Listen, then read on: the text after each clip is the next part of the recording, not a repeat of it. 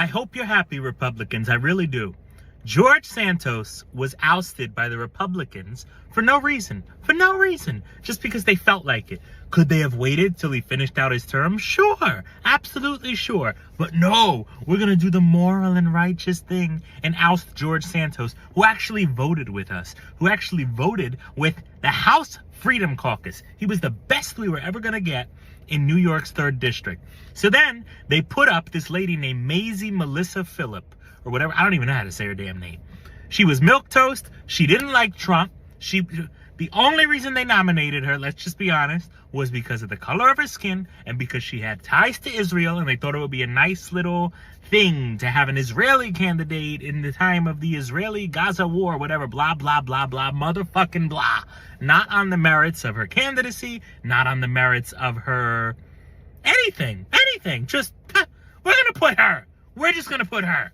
And then the Democrats, being smart, put up Tom Suozzi, who used to be the congressman for the district. Well, guess what the happens? Mazi Melissa Pilip gets creamed in the special election, and we, the Republicans, lose a seat. The slimmest majority gets slimmer. And what do we get? We get every single time a Republican in 2024 is literally just being fucked up the multiple times over and over by our own party. The Democrats don't do this. They stick together and we fuck each other. I'm disgusted.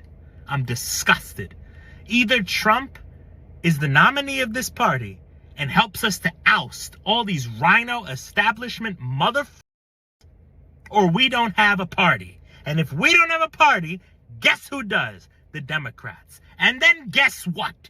We don't have a country. We don't have a country because the Democrats are our country, literally, by bringing people through the border who are literally our country. But in any case, I hope you're happy, Republicans. All the Republicans who voted to oust George Santos, I hope you're happy as we get a Democrat in that seat. And they are happy because they don't give a once you realize they don't give a shit and you watch your country go to, it all starts to make sense. They are in it for their mother selves. God, I'm just so sick and tired of this bullshit. Where is the real conservative movement in this country? Where is it? Step up. Let's go and stop the bullshit. Oh, man. I've been giving this video some thought, and I thought about ignoring it, but I know some of you are going to ask for my opinion on it anyway. And I'm going to do my best to keep it PG. Because, oh, man. When I was talking about this earlier, the language got a little colorful. I'll say that. Language, yeah, we were going to have to put a parental advisory on this because what has happened is absolutely inexcusable. Inexcusable. It really is. For those of you that aren't familiar, there was a special election in New York's 3rd District, which was previously held by, you heard it there, George Santos, the gentleman that was ousted by Congress because that's what they had to do because it was the right thing to do. Bull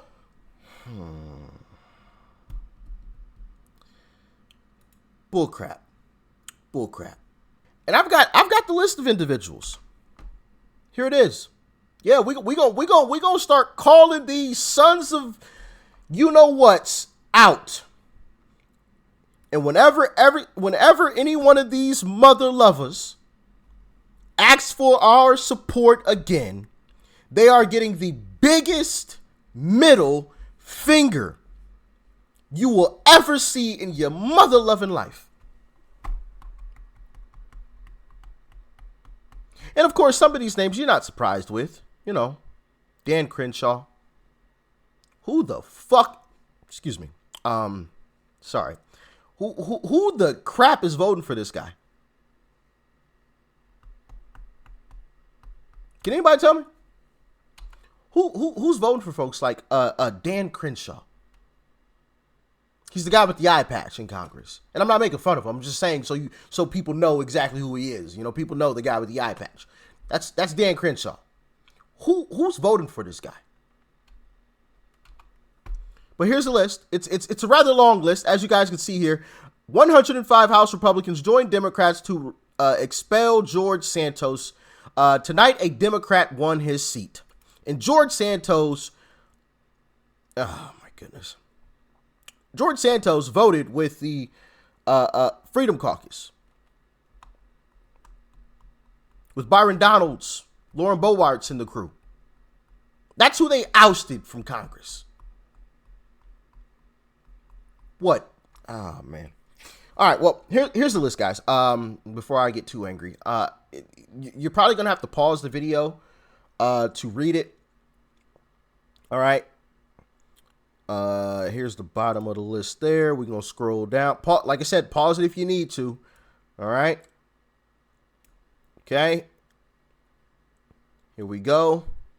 Here we go. If you recognize any of these folks from your state, buyer beware. And here is the bottom of that list. All right. Here are all of the idiots who voted to oust George Santos. Mind you, before he was even convicted of anything. That's the crazy part to me.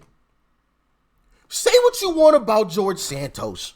Say what you want. I don't give a rat's behind. He was not convicted. That is the same argument that we have for the Trump situation. And these are the mother lovers that voted for it.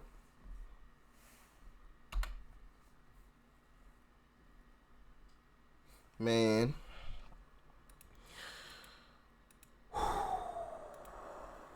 We can now project Tom Suozzi as the winner. NBC News is projecting that Tom Suozzi has won or will win New York's 3rd congressional district. Let's go back to Steve Kornacki at the big board.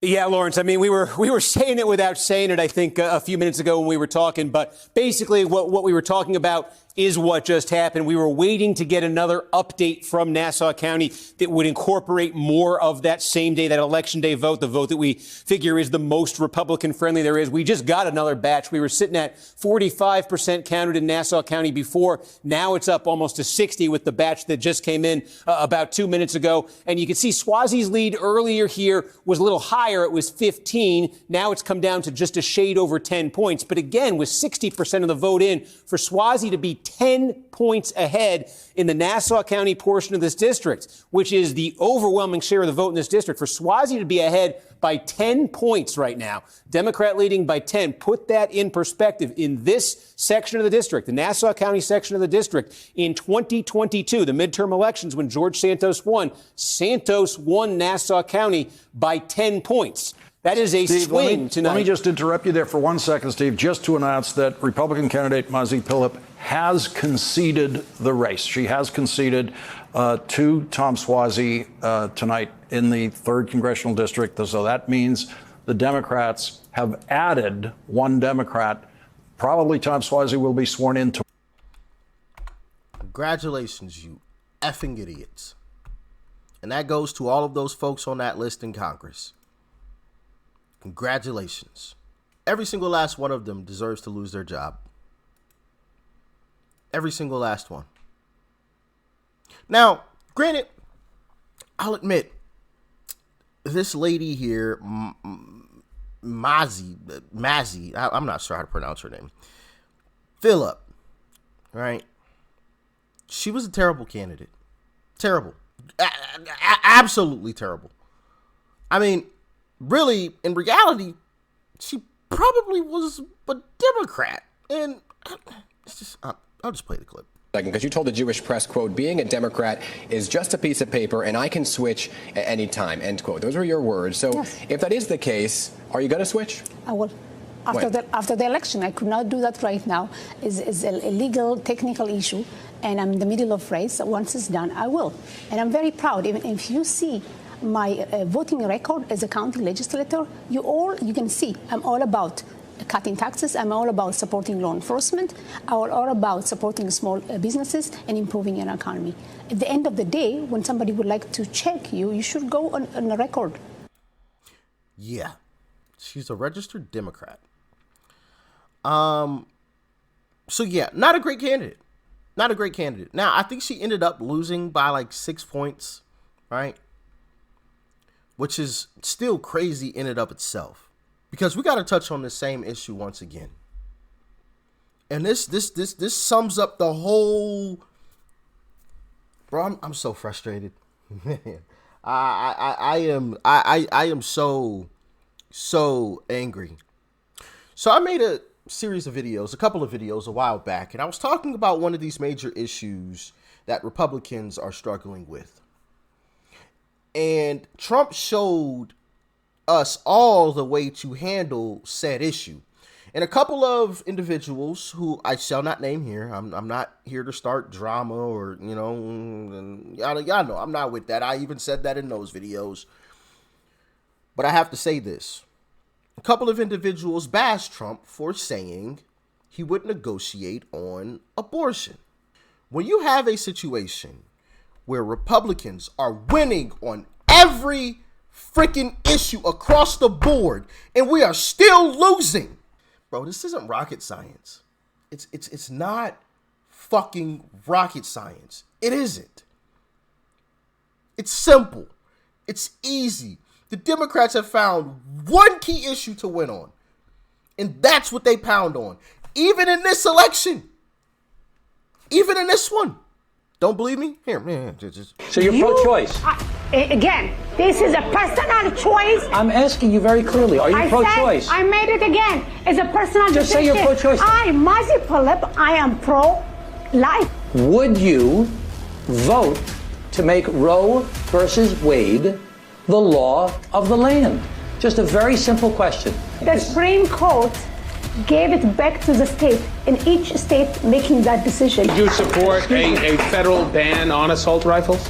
I said I'm not going to support, I'm going to ban automatic assault weapon. Automatic or already banned? It's semi-automatic. Will you ban semi-automatic AR-15? The Conservative Party platform that she's on wants to roll back the red flag laws. So you heard it there. Big issue. Abortion. Now, of course, you heard the gun rights, but that's not that big on the totem pole, or high on the totem pole, I should say. Abortion. You name the issue, and Republicans are winning. The one issue that Republicans are losing on is abortion. And Republicans continue to lose. And once again, terrible candidate. Terrible candidate. And even with that being a terrible candidate, she still nearly won. She lost. I want to say the last number I saw was like by 6 points or so. Now, she shouldn't have lost at all. Republicans shouldn't have lost at all. Republicans, first off, should have still had that seat. And second, yeah, I'm not going to rant on the Republicans should have still had the seat. George Santos should still be in that darn seat. But beyond that, Republicans shouldn't have lost. It's one issue. Just one. And the time that Donald Trump showed us what to do, people bashed him. And I made several videos on it, and basically all of you agreed. So, hey, I'm happy to see that not everyone. I'm gonna be careful with my words here. I'm happy to see that some people see the strategic moves that Trump is trying to make, and don't take everything for face value. I'm happy to see that, right? And don't get, once again, I'm not trying to bash anybody. I want to make that completely clear here. I'm not with the drama, okay? I'm not with the drama. So please do not take whatever I am saying as such. All right? I want to make that clear before we continue on. I know I've said it already, but I want to say it again, because I know how things go. People start twisting words. All of a sudden, yeah, no, I'm not with it. Not at all. But we got to get it together, man. We got to get it together. We got to get behind Trump. He showed us the way to handle that issue. Showed us the way. Every Republican that you see answer that issue the way that she did, what's happened to them? I don't even need to say it. You can type it in the comment section. What has happened to them? In any type of district that isn't completely blood red, what has happened to them? And even in some places where it's red, Ohio voted to not ban abortion. Just saying. I'm just saying. And we could sit here on our moral high ground and say it's wrong and blah, blah, blah, blah, blah. What good is saying it's wrong if you can't do anything about it? Because I know that's what some folks are going to say. Rich, it's wrong. Okay. What are you going to do about it? You're not in a position to do anything about said issue. So the smart thing to do, if you truly want to save lives, is, hey, let's be strategic. Let's follow Trump's lead, right? Because after Trump said that, did his poll numbers drop? No, not at all. Not at all. Because the people agreed. You say what she said. Now how many lives are you going to save? How many? How many lives are you going to save out of office? I'll wait. Now, I'll ask the reverse question. How many lives can you save while you're in office? So for me, anybody who wants to plant their flag on this issue and say that they want to save lives, I don't believe you. You're a Democrat plant. I don't believe you. Because for me, it's common sense what you should actually be doing here. If you truly want to save lives, you say exactly what Trump said. Hey, we'll let the people decide. All right? We'll let the people decide. And then after the people decide, you live with that. And while you're in office, you re-educate the population on what it actually all entails. Hey, did you guys know that during abortion, this is what they do? This is what this looks like. This is you know what I'm saying? Like, you re-educate. And then you bring back the issue later on. I don't know. That's common sense for me, but I don't know. Maybe I'm some bumbling idiot. Y'all talk to me in the comment section, please. I am just, I'm frustrated, man. I really am.